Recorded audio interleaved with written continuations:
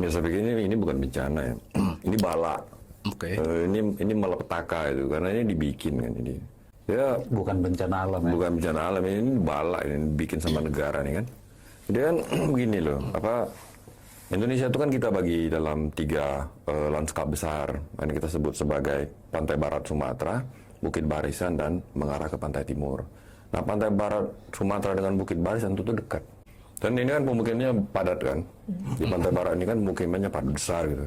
Dan dengan pendekatan pembagian wilayah, setelah dia masuk daerah landai, yang jaraknya itu nggak jauh tuh, 60-70 kilo kayak gitu. Dia langsung naik tuh. Nah, terus negara kan menetapkan nih. Jadi wilayah yang memiliki kelerengan lebih dari 45 derajat, itu dia ditetapkan tuh sebagai hutan negara. Artinya ini kan sebenarnya pada saat proses penetapannya, orang udah tahu, negara tuh udah tahu, pemerintah udah tahu bahwasanya ini kalau ini diganggu maka dia akan memberikan efek yang luar biasa besar. Nah, tetapi setelah barang ini dibikin kayak begitu, nah pemerintah ini kan dia nggak patuh. Saya kasih contoh misalnya kayak gitu ya. Satu wilayah yang setelah bukit-bukit pertama gitu. Ini biasanya dia ditetapkan sebagai hutan produksi kalau kelerengannya itu di bawah 45 derajat. Kalau dia di atas 45 derajat, dia sudah ditetapkan sebagai hutan lindung. Lebih dari itu dia masuk dalam konteks wilayah konservasi yang besar ya, Taman Nasional misalnya. Nah, di hutan produksi itu babak belur tuh, ya kan? Orang semua tahu misalnya hutan produksi itu penyedia kayu gitu. Penyedia kayu itu kan aturannya rigid banget tuh. Mulai dari diameter kayu segala macam. Ini enggak tuh. Semuanya dihabisin kan gitu.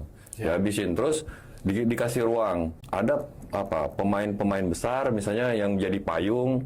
Saya tidak mau bilang destruktif, saya tidak mau bilang legal atau ilegal gitu.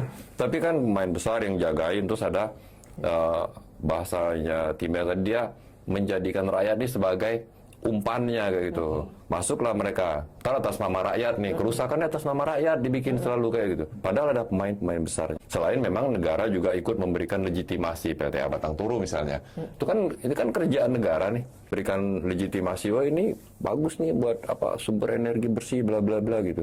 Gak mikirin hal-hal yang lain. Jadi situasi ini siapapun orangnya nggak perlu pintar-pintar juga.